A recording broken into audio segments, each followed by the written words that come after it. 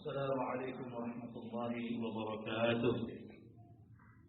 الحمد لله رب العالمين، وبه نستعين على أمور الدنيا والدين، والصلاة والسلام على رسول الأمين وعلى آله وأصحابه أجمعين. ثم أما بعد، إخواني في الدين رحمنا ورحمكم الله. Alhamdulillah, pada malam hari ini insyaallah kita kembali melanjutkan pembacaan daripada sebuah transkrip muhadharah yang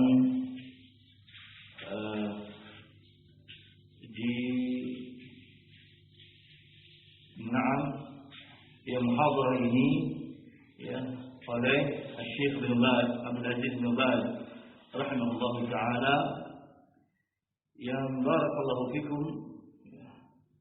Pada kesempatan malam hari ini ya, insyaallah kita sudah masuk ataupun akan memasuki ya perincian daripada sebab-sebab cacat ataupun bisa mencacati, sebab-sebab yang dapat merusak ataupun mencacati akidah ya. Barakallahu fikum. Di pertemuan yang lalu ya, kita sudah menjelaskan bahwasanya ada dua keadaan ya, seorang itu bisa, atau keadaan akidah yang rusak itu ada dua keadaan ya, pada pertemuan yang lalu. Yang pertama, bisa terjatuh kepada riddah ya, keluarnya daripada Islam, kekufuran. Yang kedua, bisa seorang itu lemah akidahnya ya, mengurangi konsekuensi ataupun kekuatan imannya itu menurun, jadi lemah, disebabkan karena perusak-perusak tadi tentunya.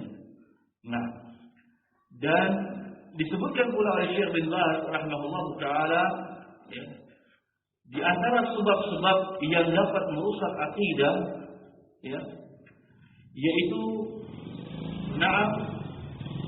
di antaranya adalah timbul dari ucapan ya, timbul daripada ucapan ya. Kemudian sebab yang dapat merusak akidah, baik bisa mengeluarkan dari Islam ataupun bisa melemahkan akidah seorang hamba, yaitu yang kedua adalah perbuatan.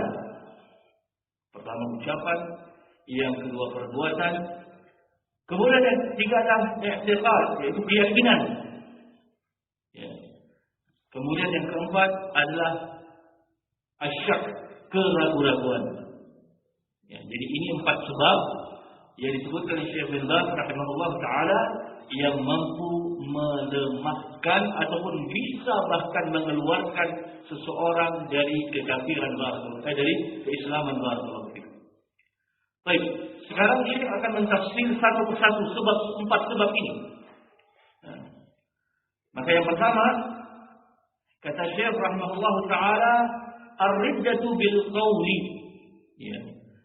Riddah ya, kemurtadan yang disebabkan dari ucapan ya. Jadi sekarang Syekh memulai dari hal yang bisa merusak akidah yang seorang hamba tersebut keluar daripada Islam, riddah, murtad ya. Jadi ada dua ya, yang bisa memurtadkan, yang bisa melemahkan. Sekarang bagian daripada hal yang dapat memurtadkan. Ya, sebabnya sama, semua jalan sebabnya sama, yaitu ucapan, perbuatan, i'tiqad, keyakinan dan keraguan-raguan. Baik, sekarang masuk pada keadaan yang bisa memurtadkan dari sisi ucapan. Ya. Ar-riddatu bil qawli. Nah, qala rahimahullahu ta'ala, فالنواقض التي تنقض الإسلام كثيرة. Maka pembatal-pembatal yang bisa membatalkan keislaman itu sangatlah banyak. Minha, di antaranya adalah qaulun, yaitu ucapan. Ya. Mithlu sabbillah, ya. Contohnya yaitu mencela Allah Subhanahu wa taala. Hada qaulun yunqidu din. Ya, ucapan ini ucapan yang bisa mencela Allah Subhanahu wa taala, yang konteksnya mencela Allah Subhanahu wa taala, itu bisa membatalkan agama. Ya. Nah, ikhwan fillah rahimakumullah, mungkin ya, ketika membaca kalimat ini mencela Allah, kita paham dan mungkinlah kita cela Allah Subhanahu wa taala secara langsung. Ya. Kita mengatakan Allah itu lemah, Allah itu tidak mampu dan segala macam. Mungkin kita tidak akan mengarah kepada sana insyaallah taala. Namun yang juga bisa masuk dalam hal mencela Allah Subhanahu wa taala sebagaimana disebutkan oleh Syekh Ibnu Utsaimin rahimahullah dalam Majmu' Fatawa beliau mengatakan termasuk ya, kemurtadan dengan ucapan, yaitu ketika seorang hamba mencela penyakit, ya, mencela penyakit yang menyerang dirinya, atau secara umum musibah yang menyerang dirinya. Kita ambil satu contoh saja yang konkret, yaitu penyakit. Ya. Misalnya seorang hamba terkena penyakit, ya, penyakit yang mungkin ya, sangat parah. Ya. Kemudian dia marah dengan penyakit ini. Ya. Kenapa aku yang harus mendapatkan penyakit ini? Dalam keadaan aku selalu beribadah kepada Allah. Dalam keadaan aku selalu berusaha untuk menjadi manusia yang bertakwa kepada Allah. Tapi kenapa penyakit ini datang kepadaku? Kenapa aku yang harus ya, mengalami penyakit ini? Kenapa enggak orang-orang yang di luar sana yang suka korupsi, yang suka makan riba, yang suka ini dan itu mencuri dan segala macamnya? Kenapa harus aku yang mengalami misalnya kebutaan ini misalnya? Ya, penyakit yang bisa menyebabkan matanya buta. Ya. Sehingga dia mencela penyakitnya. Ya, dia mencela, maksudnya adalah mencela penyakit tersebut, jenis penyakit tersebut. Kenapa harus dia yang mendapatkan penyakit tersebut? Maka kata Syekh Ibnu Utsaimin rahimahullah taala, ini ya, sadar atau tidak sadar dia sedang mencela Allah Subhanahu wa taala melalui apa? Melalui takdirnya, barakallahu fikum. Ya. Mencela Allah Subhanahu wa taala melalui takdir yang telah Allah Subhanahu wa taala tetapkan pada dirinya. Ya. Padahal ya, di antara hikmah Allah Subhanahu wa taala memberikan musibah, menimpakan penyakit kepada seorang hamba, ya. Yang pertama adalah bukti bahwasanya Allah Subhanahu wa taala perhatian, ya, mengenal hamba tersebut sehingga hamba itu Allah uji. Ya. Mengenal hamba tersebut sehingga Allah Subhanahu wa taala menguji sang hamba. Ya.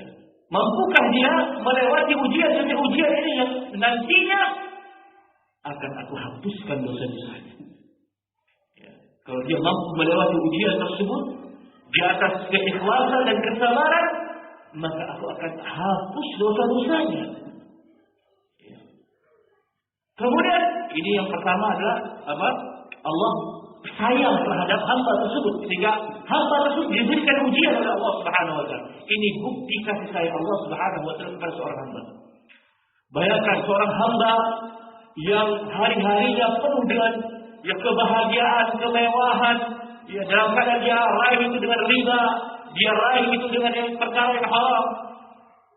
Dan orang yang seperti ini Allah tinggalkan dia. Allah tidak memperdulikan dirinya. Ya. Biarlah dia menikmati dunia ini yang fana, yang sesaat. Yang sesaat lagi akan hancur dunia ini ataupun dia yang akan mati. Nah, tapi seorang hamba ya, yang mendapatkan ujian demi ujian ini adalah hamba yang disayangi oleh Allah Subhanahu wa taala. Kemudian yang kedua, Allah akan gugurkan, hapuskan, maafkan segala kesalahan-kesalahannya, dosa-dosanya. Ya, ketika dia ikhlas dan sabar dalam ya, menerima penyakit tersebut. Ya. Kemudian yang ketiga, barakallahu fikum, ya, contoh misal penyakit kebutaan tadi misalnya, dia mengalami buta atau harus diamputasi tangannya, satu tangannya atau kakinya. Ya. Nah, itu selain dia mendapatkan pengguguran dosa dari Allah, di satu sisi Allah meringankan hisabnya nanti di yaumil akhir, di yaumil hisab. Karena apa? Karena matanya sudah tidak mampu melihat lagi. Matanya tidak perlu bersaksi di hadapan Allah Subhanahu wa taala. Mengurangi prosesi persidangannya di hadapan Allah. Karena seluruh anggota badan ini akan bersaksi di hadapan Allah Subhanahu wa taala. Ya, tidak ada yang mampu berdusta di hadapan Allah Subhanahu wa taala.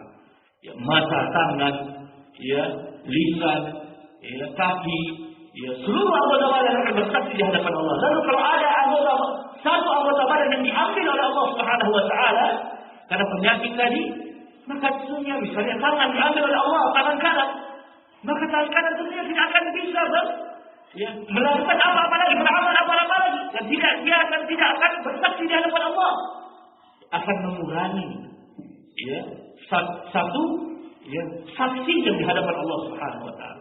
Demikian pula mata, demikian pula anggota tubuh yang lainnya. Sehingga dari sini barakallahu fikum, kita harus senantiasa siap untuk menghadapi berbagai macam ujian yang Allah Subhanahu wa taala berikan dengan mengingat hal ini. Bahwasanya Allah sayang sama saya. Karena Allah memuji saya. Itu bukti Allah sayang kepada hamba-Nya. Allah akan menggugurkan kesalahan saya. Khususkan kepada Allah Subhanahu wa taala. Karena kalau saya menghadapi dengan ikhlas dan sabar, dan tentunya hal-hal yang lainnya yang bisa memberikan optimisme untuk tidak justru mencela takdir yang Allah Subhanahu wa taala berikan. Ya, kalau seorang hamba mencela takdir yang Allah Subhanahu wa taala berikan, maka sama saja dia mencela Allah Subhanahu wa taala, dan konsekuensinya barakallahu fikum adalah ar-riddah. Ya, kemurtadan. Ya, keluarnya daripada agama Islam, barakallahu fikum. Ya. Kemudian termasuk juga ucapan yang bisa mengeluarkan seorang daripada keislaman adalah sabda Rasuli sallallahu alaihi wasallam, yaitu mencela Rasulullah sallallahu alaihi wasallam. Yani yang dimaksudkan adalah al-la'n, yaitu melaknat, ya. Wa sabbillah wa sabba lillahi wa li rasulih, dan melaknat dan mencela kepada Allah dan kepada Rasulnya. Ya. Al-aini, atau mencacati. Ya. Jadi menyematkan sifat-sifat yang negatif, yang memberikan pengaruh, menggambarkan tentang sebuah kekurangan kepada Allah atau kepada Rasulnya Muhammad sallallahu alaihi wasallam.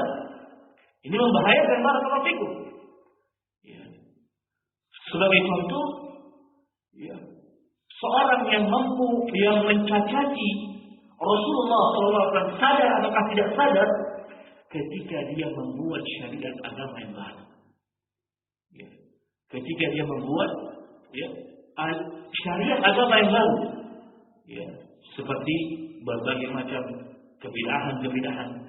Walaupun secara lisan dia tidak mengucapkan hal ini, tapi amalannya telah membuktikan bahwasanya seolah-olah agama Allah Subhanahu wa taala yang dibawa oleh Rasulullah sallallahu alaihi wasallam ini agama yang kurang. Perlu ditambah, perlu dikreasikan. Perlu wujudkan dengan penggambaran yang baru, dengan ritual yang baru. Sehingga barakallahu fikum, tentunya hal ini ada tingkatan-tingkatannya. Apakah masuk kepada perkara yang melemahkan akidah, atau bahkan sampai pada tingkat memurtadkan seorang hamba karena kebidahannya barakallahu fikum. Nah, kemudian kaunuhu yaqul, seperti ucapan ataupun seperti dia sedang mengatakan innallaha zalimun, sesungguhnya Allah Subhanahu wa taala itu zalim. Na'udzubillah min dzalik. Ini contohnya yang disebutkan Syekh bin Baz, contoh mencela Allah Subhanahu wa taala, contoh daripada melaknat Allah Subhanahu wa taala, contoh daripada memberikan menyematkan aib, hal-hal yang negatif, hal-hal yang kurang bagi Allah Subhanahu wa taala. Seperti ucapan innallaha zalimun, sesungguhnya Allah Subhanahu wa taala adalah zat yang zalim. Na'udzubillah min dzalik. Atau innallaha bakhilun, sesungguhnya Allah Subhanahu wa taala itu pelit. Subhanallah. Nah, Ya, padahal Allah, semua Allah Subhanahu Allah itu tidak pelit. Ya, Allah itu ghani. Dan kita masih bisa bernafas saja di muka bumi ini, bukti bahwa sudah Allah Subhanahu wa taala masih memberikan kita nikmat-nikmatnya. Ya. Masih memberikan nikmat-nikmat yang baru. Kita bisa bernafas. Ya. Ini sudah sebuah harta yang begitu berharga. Ya. Nah, bayangkan ada seorang yang tidak mampu bernafas dengan normal, harus pakai oksigen dan segala macamnya. Ya. Subhanallah. Maka barakallahu fikum, kalau sampai ada yang mengatakan Allah Subhanahu wa taala pelit, ya biasanya konotasinya kepada rezeki. Ya. Ketika si fulan Allah berikan kekayaan, si alan Allah berikan kemiskinan misalnya, langsung mengatakan Allah itu pelit. Dalam keadaan saya setiap hari ke masjid, salat 5 waktu, puasa sunnah, salat malam, tapi Allah Subhanahu wa taala tidak memberikan kekayaan kepada dirinya. Subhanallah. Padahal kalau dia tahu di antara hikmah Allah Subhanahu wa taala menguji seorang hamba, mungkin bisa jadi kalau Allah Subhanahu wa taala berikan kekayaan kepada dirinya, dia akan lupa kepada Allah Subhanahu wa taala. Sehingga Allah tahan itu. Sehingga Allah tahan itu. Barakallahu fikum. Terkadang sering kami melihat misalnya ada sebuah rumah, satu rumah si anak bagus, mewah sekali. Di belakangnya rumah orang tuanya, begitu reot, begitu nambur, miskin. Maka terkadang kita melihat, mungkin kita yang masih ngontrak, yang masih belum punya rumah sendiri, kalau kita melihat pemandangan ini, husnuzonlah kepada Allah Subhanahu wa taala.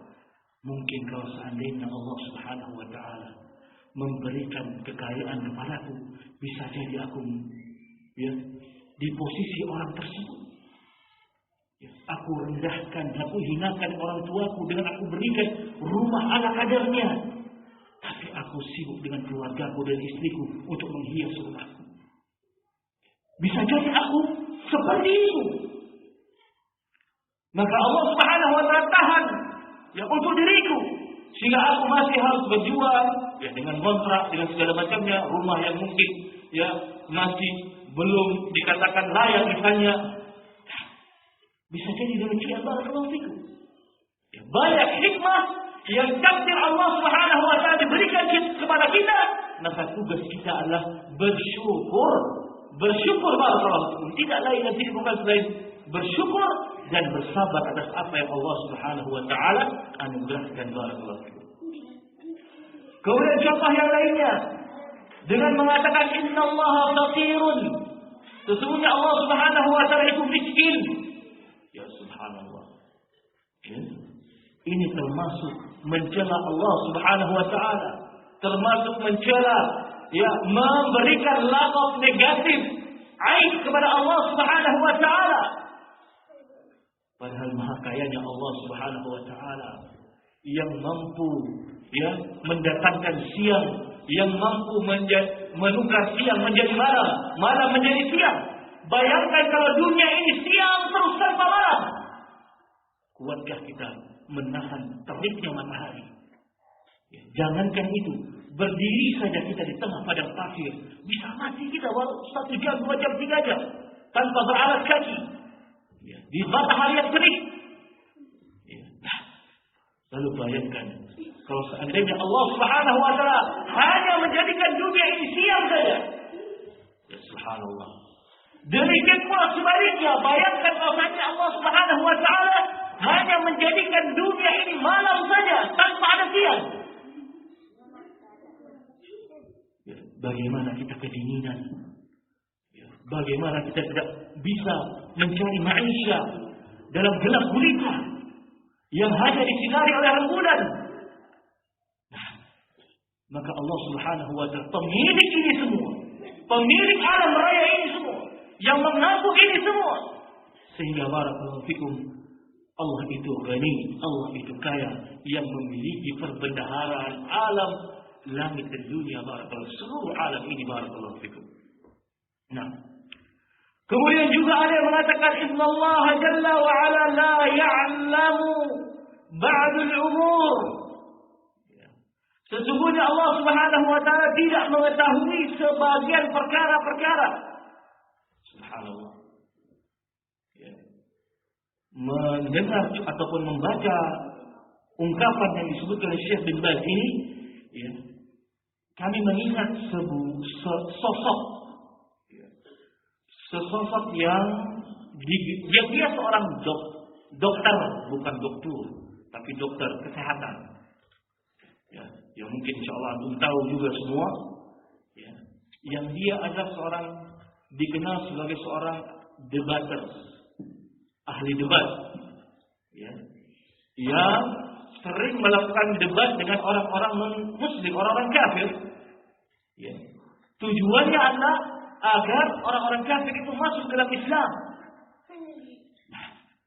Namun ada beberapa hal dari caranya, ya, membawakan kalimat, mengucapkan setiap ucapan yang sebagian orang-orang berilmu memahami ucapan ini adalah ucapan yang justru bisa menjadikan Allah Subhanahu wa taala itu aib. Ya. Seperti, ya, ketika orang Hindu ketika dia mendebati orang Hindu, dia mengatakan boleh saja Allah Subhanahu wa taala dinamakan sebagai Brahma, Wisnu. Ya. Subhanallah. Padahal bagaimana keyakinan kita terhadap asma wa sifat Allah Subhanahu wa taala? Nama-nama Allah dan sifat-sifat Allah Subhanahu wa taala kita yakini apa yang Allah khabarkan. Apa yang hanya Allah Subhanahu wa taala khabarkan dan Rasulullah SAW sabdakan. Tidak lebih dari itu. Ya, kemudian ada yang mentakwil. Maksudnya kan yang namanya Brahma itu adalah maha, di dalam agama Hindu adalah seorang dewa yang maha kuat, maha perkasa. Sehingga ditakwillah oleh sang dokter ini mengatakan, ya nggak apa menamakan Allah itu Brahma. Ya subhanallah. Konteks kesalahannya di mana? Konteks kesalahannya adalah Brahma ini adalah nama yang menjadi ikon kekufuran, ya, menjadi nama sebuah dewa, ya, yang sudah menjadi ikon yang masyhur disembah oleh orang-orang Hindu. Ya. Maka tidak pantas untuk Allah Subhanahu wa taala diganti dengan nama Brahma. Cari bahasa lain yang umum, ya, yang sifatnya memang bukan tanpa ada unsur-unsur sisi pendewaan terhadap suatu makhluk. Kalau begitu boleh juga dong Allah dikatakan Allah itu Ladda. Padahal Ladda adalah nama dari nama Allah Subhanahu wa taala Aziz. Ya. Sehingga dijadikan sebagai sosok mu'annas. Ataupun Uzza itu dari Al-Aziz. Sehingga orang-orang musyrikin ketika itu meyakini bahwasannya Allah memiliki anak-anak perempuan. Yaitu para malaikat itu mereka katakan anak-anak perempuannya Allah Subhanahu wa taala. Sehingga mereka ciptakan seorang sosok, ya, yang bernama Al-Uzza yang diplesetkan dari kata Al-Aziz. Yang maknanya apa? Al-Aziz, maha, ya, mulia, maha kuat. Ya. Nah, boleh dong kalau begitu Allah dikatakan sebagai Al-Uzza. Ya subhanallah. Ya. Allah itu datang dengan bahasa yang sudah Allah ya, khabarkan, ya, kepada kita semua. Ini, ya, cara-cara dia maksudnya adalah ingin mendekatkan pemahaman kepada orang Hindu tadi, namun dengan cara yang salah, dengan ucapan qaul yang justru bisa melestarikan kemurtadan. Bayangkan kalau si fulan yang Hindu ini masuk dalam Islam, kemudian dia tetap menyembah Allah dengan cara kebrahmaannya. Ya, subhanallah. Karena disampaikan oleh dai tadi, Allah boleh kok dijadikan sebagai Brahma. Ya, subhanallah. Jadi masuknya dia ke dalam Islam bukan justru lebih mengislamkan dia, tapi lebih terjatuh kepada kekufuran wa iyyabillah. Kemudian sisi yang kedua, para ulama, para salaf tidak pernah melakukan thariqah, cara mengajak orang masuk dalam Islam sebagaimana cara sang dokter ini. Tidak pernah. Ya. Orang menjadi kristolog, ya, hanya dengan membaca karyanya, kitabnya Al-Imam Ibnu Taimiyah rahimahullah, demikian pula Al-Imam Ibnu Qayyim rahimahullah, itu sudah mencukupi. Di antara karya Imam Ibnu Taimiyah rahimahullah yang berjudul Al-Jawabus Sahih liman baddala ad-din al-Masih. Ana yakin orang-orang kristolog ini membuka kitabnya Syekhul Islam Ibnu Taimiyah untuk bagaimana mencari faedah-faedah dalam membantah orang-orang Nasrani. Ya. Namun Al-Imam Syekhul Islam Ibnu Taimiyah rahimahullah tidak pernah mengajarkan kepada kita cara yang ditempuh oleh para kristolog ini. Melakukan debat terbuka, ya, kemudian bercampur laki-laki dan wanita, kemudian memakai bahasa-bahasa yang maksudnya adalah ingin mendekatkan diri kepada keyakinan yang diyakini oleh orang Nasrani, orang Yahudi, orang Hindu atau agama yang lainnya. Tidak ada di dalam cara-cara salaf demikian. Demikian pula sudah mencukupi bagi kita untuk mengajak orang masuk dalam Islam dengan membaca karyanya Al-Imam Ibnu Qayyim rahimahullah yang berjudul Hidayatul Hiyari fi Ajwibatil Yahudi wa Nasrani. Masya Allah. Ya, petunjuk bagi orang-orang yang bingung, ya, dalam jawaban-jawaban atas syubhatnya ataupun agama Yahudi dan Nasrani. Cukup bagi kita pedoman ini, kita baca, kita pelajari, kemudian disampaikan kepada memang dia yang ingin mencari kebenaran, bukan mencari perdebatan yang nantinya dia akan mencela agama kita, yang justru kita pada posisi mencela agama kita sendiri, sebagaimana ungkapan-ungkapan menamakan bahwasanya Allah adalah Brahma, boleh dikatakan Brahma, Wisnu dan segala macamnya. Wa iyyabillah. Ya, sehingga kita khawatirkan kita terjatuh kepada ar-riddah, kemurtadan melalui ucapan yang tidak kita sadari. Kemudian ucapan juga yang bisa mengeluarkan seorang daripada keislaman, atau la yaqdiru ala ba'd al-umur. Ya. Atau Allah Subhanahu wa taala tidak mampu melakukan sebagian perkara. Ada perkara-perkara yang Allah Subhanahu wa taala tidak mampu melakukannya. Barakallahu fikum. Kullu hadhihi al-aqwali riddatun 'an al-Islam. Ya. Semua ini, ucapan-ucapan ini itu bisa menyebabkan seorang hamba keluar daripada Islam. Ya. Sehingga sangat berhati-hati untuk menjaga lisan kita ini. Barakallahu fikum. Jangan sampai lisan ini maksudnya baik, tapi dengan cara yang salah, jalan yang salah dalam menerapkannya. Maka sebenarnya sudah ada teladan bagi kita. Tidak perlu kita kembangkan lagi metode cara bagaimana mengajak orang mendapat hidayah, bagaimana cara orang masuk dalam Islam. Yang tidak perlu membuat gaya-gaya baru, cara-cara baru. Para sahabat, para tabi'in, para atba'ut tabi'in, para ulama salaf telah memberikan tauladan yang baik. Kemudian ada Syekh Ibnu Baz rahimahullahu taala, ya, man intaqasa Allah aw sabbahu aw 'abahu bi syai'in fahuwa kafirun murtaddun 'anil Islam. Maka barang siapa yang mengurangi kedudukan Allah, sifat Allah, atau sabbahu atau mencela Allah, atau abahu atau mencacati Allah dengan sesuatu, maka dia termasuk orang yang kafir, murtad dari Islam. Na'udzubillah. Ya. Hadhihi riddatun qauliyatun. Ini adalah kemurtadan dari sisi ucapan. Ya. Idza sabballaha aw istahza'a bihi. Ya. Jika dia mencela Allah atau dia memperolok-olok Allah Subhanahu wa taala, atau tanaqqasahu atau wasafahu bi amrin la yaliq. Ya. Atau ya, Allah dia sifatnya Allah memiliki kekurangan. Ya.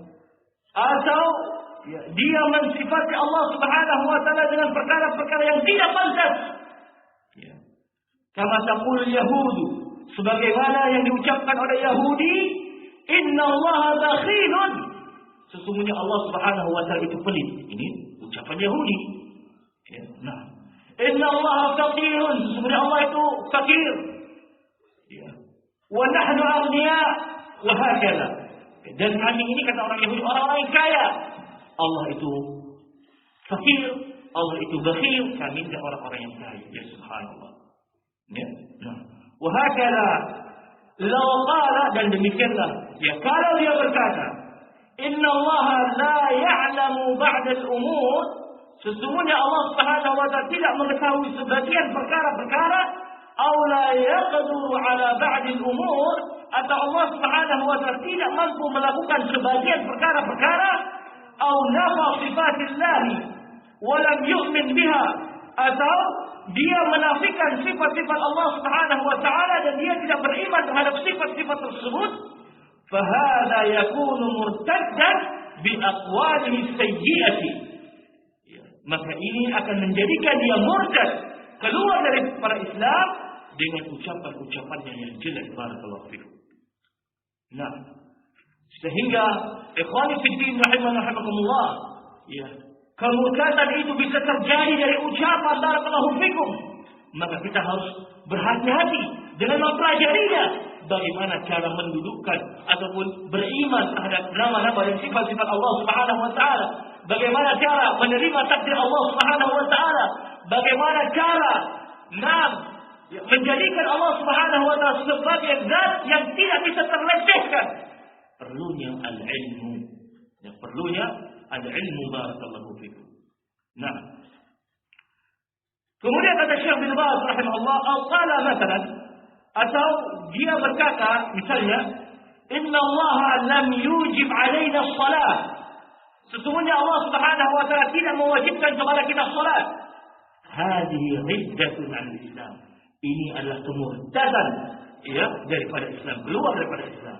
Yang seorang yakin walaupun dia seorang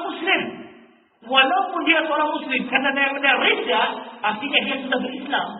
Kemudian dia riddah, keluar daripada Islam. Bukan orang kafir yang mengatakan ini, tapi orang muslim, orang Islam yang mengatakan hal ini. Maka kalau dia mengucapkan kalimat ini, sesungguhnya Allah Subhanahu wa taala tidak mewajibkan yang namanya ibadah salat, maka dia keluar daripada Islam. Maka dan siapa yang juga mengatakan inna Allah lam yujib as-salata, faqad irtadda 'ala al-Islam bi ijma'il muslimin. Dan dia berkata sesungguhnya Allah Subhanahu wa taala tidak mewajibkan salat, maka sungguh dia telah murtad dari Islam dengan ijma' kaum muslimin. Subhanallah. Tentunya ulama-ulama muslimin sepakat semua orang yang mengucapkan kalimat ini dia murtad daripada Islam. Ya. Illa kecuali ya, idza kana jahilan ba'idan 'anil muslimin la ya'rifu, ya, kecuali jika seorang hamba ini adalah seorang yang jahil, yang dia jauh dari kaum muslimin, ya, yang jauh dari kaum muslimin, tidak mendengar syariat Islam. Ya, kalau ada orang yang seperti ini keadaannya, ya, maka dia diperkecualikan, tapi dengan Syarat apa? Apakah diperkecualikan dengan dibebaskan begitu saja? Kemudian dia sebarkan, sesungguhnya sholat itu tidak wajib, sesungguhnya puasa itu tidak wajib. Nah, tapi apa sikap Islam terhadap orang yang seperti ini? Kata Syekh Ibnu Baz rahimahullah, fayu'allimu. Maka dia itu diajari, disampaikan hujjah kepadanya bahwasanya yang namanya salat adalah wajibatun, adalah sebuah perkara yang wajib. Dia diajari. Fa in asarra, maka jika dia ngeyel istilahnya, ya, maka dia telah kafir. Ya, sudah dijelaskan, sudah disampaikan hujjah kepada dirinya, masih juga ngeyel mengatakan ya bahwasanya salat itu tidak wajib, maka dia telah kufur, ya, keluar daripada agama Islam. Barakallahu fikum. Ya. Nah, kemudian kata Syekh Ibnu Baz rahimahullah, wa amma idza kana bainal muslimin, ya. Adapun ya, jika dia hidup di tengah-tengah kaum muslimin, wa ya'rifu umur ad-din, dan dia tahu tentang perkara-perkara agama, fa in qala, maka jika dia mengatakan laysat as-salatu biwajibatin, kalaulah dia mengatakan salat itu tidaklah wajib, bukanlah suatu kewajiban, fa hadhihi riddatun, maka ini termasuk ucapan yang bisa mengeluarkan dia daripada keislaman. Yustatabu, ya, diminta taubat darinya. Fa in taba, maka jika dia bertaubat, maka dia tidak murtad. Dia telah bertaubat daripada ucapan tersebut. Wa illa qutila. Tapi kalau tidak, dia mendapatkan hukuman dalam Islam, yaitu dibunuh. Barakallahu fikum. Dari sini barakallahu fikum, ya, tergambarkan pada kita sebenarnya begitu indahnya Islam dalam menerapkan hukuman syariah, ya, kepada seorang yang menghinakan agama Islam. Ya. Kalau ini dibawa ke orang-orang kafir atau orang-orang yang sudah kadung liberal pemikirannya, pasti akan mencela, ya Allah, Islam ini kok main bulu saja. Padahal dia tidak lihat prosesnya terlebih dulu. Ya, lihatlah orang yang belum tahu tentang sebuah syariat, ya, yang dia jauh daripada kaum muslimin. Apa dalam syariat tuntunannya? Datangi dia, ajari dia, sampaikan hujah kepadanya. Ya. Tapi kalau dia lihat, baru eksekusi. Ya. Demikian pula seorang muslim, ya, yang dia mengucapkan kalimat-kalimat kufur, bagaimana tariqah Islamiyah dalam, ya, menghadapi orang ini? Maka diminta dulu taubatnya. Ya, tentunya dalam proses permintaan taubat biasanya terjadi dulu adu argumen dulu. Ya, ini wajar. Ya. Sang syekh ulama menyampaikan, ini apa dalilmu mengatakan bahwasanya, ya, bahwasanya salat itu tidak wajib? Apa dalilnya? Demikian ya, sampai dia betul-betul menyadari bahwa dia salah. Ya, hujjah telah disampaikan padanya. Ya, tapi kalau seandainya dia masih tetap ngeyel, maka dieksekusi, ya, dihukum mati. Barakallahu fikum. Masya Allah. Ya. Ini jalan yang seperti ini tidak ada di dalam agama selain pada Islam. Ya. Di agama yang lain, imma langsung disikat atau imma diberi undur karena hak asasi manusia. Dalam keadaan dia sudah menghina Islam atau menghina agamanya, menjatuhkan kredibilitas yang Rabbnya, misalnya, merendahkan agamanya, menjatuhkan kehormatan agamanya, menghinakan agamanya. Tapi karena hal tadi, ya, sudah dihukum sewajarnya. Tidak boleh dicacati tubuhnya, karena ini melanggar hak asasi manusia. Ya subhanallah. Ya. Sesama makhluk aja perhatiannya begitu besar, tapi dia lupa Rabbul Alamin, Allah Subhanahu wa Ta'ala, yang menjadikan dia, menciptakan dirinya, memberikan dia rezeki. Ketika ada orang yang menghinakan Allah, mencacati Allah, maka dia tidak peduli akan hal itu. Dia lebih peduli kepada makhluk-makhluk di hadapannya. Wa iyyabillah. Ya. Maka ikhwani fillah rahimahullah, jangan sampai pola pikir kita dibalik. Ya. Orang-orang Yahudi dan Nasara, ya, yang mereka ingin membalikan keadaan, kita harus lebih menghormati manusia dibandingkan Allah Subhanahu wa Ta'ala. Nah, barakallahu fikum.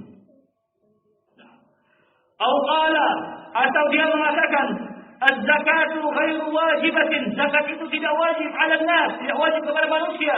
Atau qala, atau dia mengatakan shaum Ramadan ghairu wajibin 'ala nas, puasa Ramadan tidak wajib bagi manusia.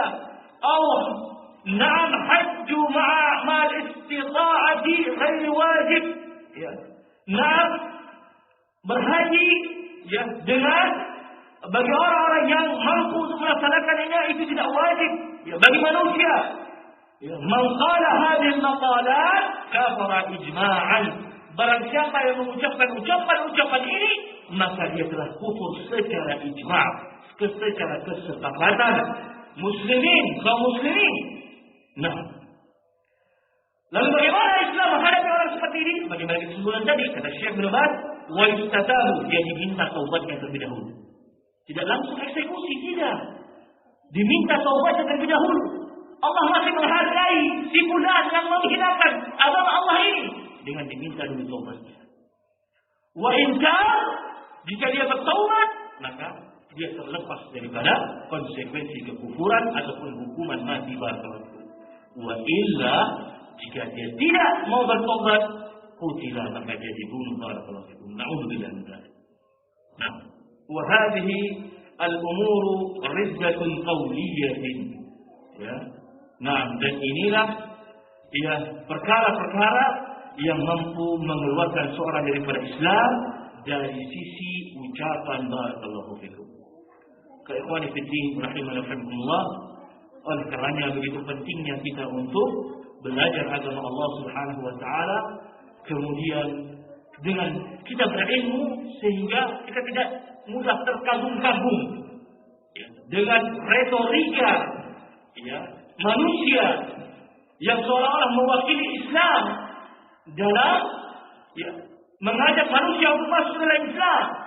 Tapi perhatikan, kalau seorang yang jeli, seorang yang berilmu, memperhatikan betulkah caranya dalam mengajak manusia masuk dalam Islam. Betulkah caranya demikian? Diperhatikan saja. Ya. Nah, kalau ada yang mengatakan si fulan ini mendapatkan ya pujian, penghargaan dari kerajaan Arab Saudi, maka kita berhusnuzon kepada Malik, pada Raja Al-Mamlakah Arabiyah Saudi. Beliau belum mengetahui di sisi ya, hal yang menyalahi Islam ataupun tariqah jalan cara ataupun ucapan lisannya yang sebenarnya pada hakikatnya bisa menjatuhkan kredibilitas Islam, bisa menjatuhkan akidah Islam di hadapan manusia barakallahu fikum. Nah, maka ikhwan fillah rahimakumullah, ya cukup bagi kita ya orang-orang yang telah wafat di atas tauhid was sunnah sebagai saudara bagi kita. Cara-cara mereka ya dalam membimbing umat, apakah mereka daripada orang-orang kufar masuk dalam Islam, ataupun cara-cara bagaimana ya orang-orang muslim yang awam menjadi suka dengan ilmu agama, menjadi cinta terhadap tauhid was sunnah, ataukah cara-cara menasihati orang-orang yang terlampau jatuh kepada kebidahan. Semua sudah ada caranya, jalannya dari para salaf barakallahu fikum. Tugas kita hanya mencontoh, mentauladani barakallahu fikum. Tidak perlu mengkreasikan lagi barakallahu fikum. Nah, kami sedih rahmatullah, mungkin ini yang bisa kami sampaikan pada pertemuan kali ini. Insyaallah pada pertemuan yang akan datang kita akan masuk pada ar-riddatu bil fi'li, yang kemurtadan dari perbuatan ataupun amalan. barakallahu fikum. Wa naktafi bihadza qadar. Subhanallah wa bihamdihi asyhadu an la ilaha illa anta astaghfiruka wa atubu ilaik. Wassalamu alaikum warahmatullahi wabarakatuh.